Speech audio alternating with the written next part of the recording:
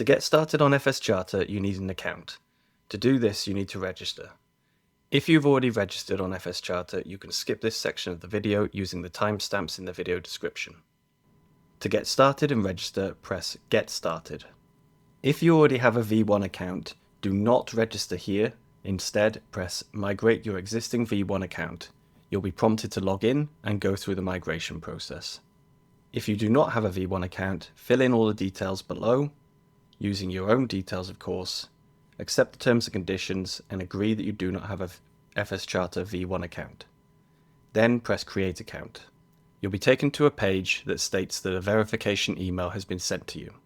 Navigate to your email provider and search for the email from FSCharter. If you're using Gmail, it may be labeled, in which case you need to check inside of the labeled folders. Also ensure that you check it's not in your spam folders.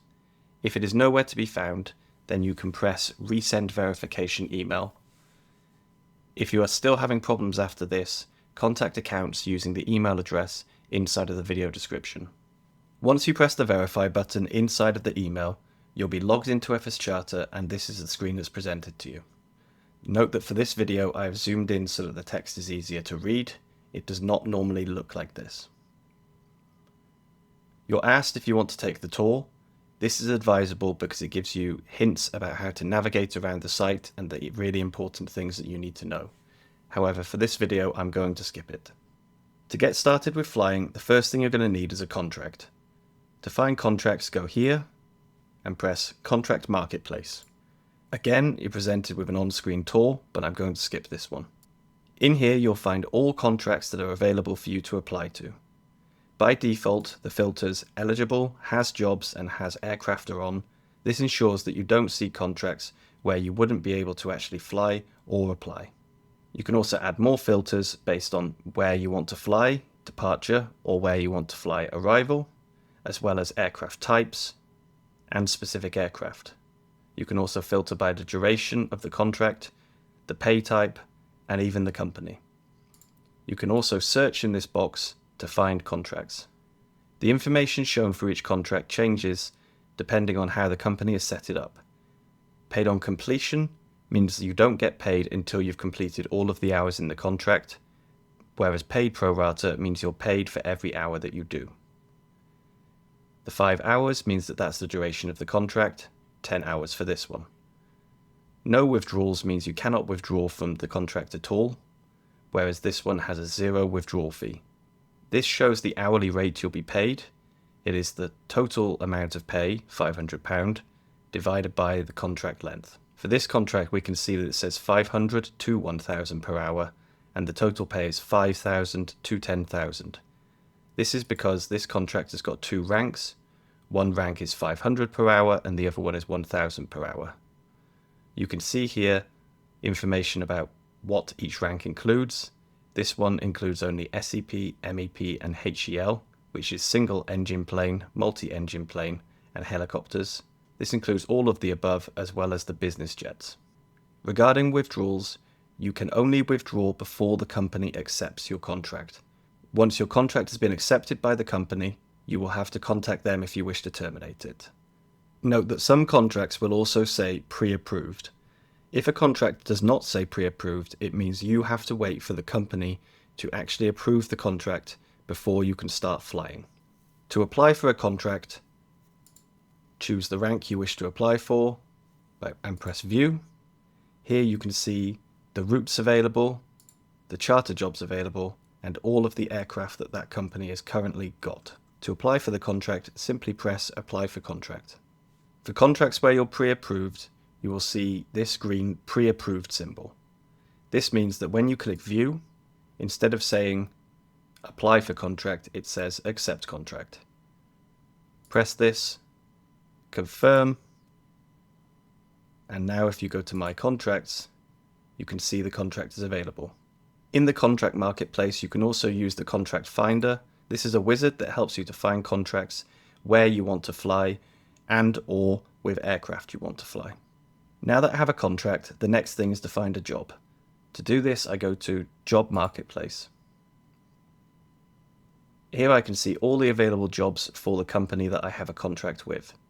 I can filter them by the number of legs, the distance, departure, arrival, aircraft, and aircraft type. If I had multiple contracts, I could also filter by the number of contracts, and if I had multiple companies, I could do the same here. For each contract, you see the departure, the arrival, the distance, whether it's direct, as well as the passenger number.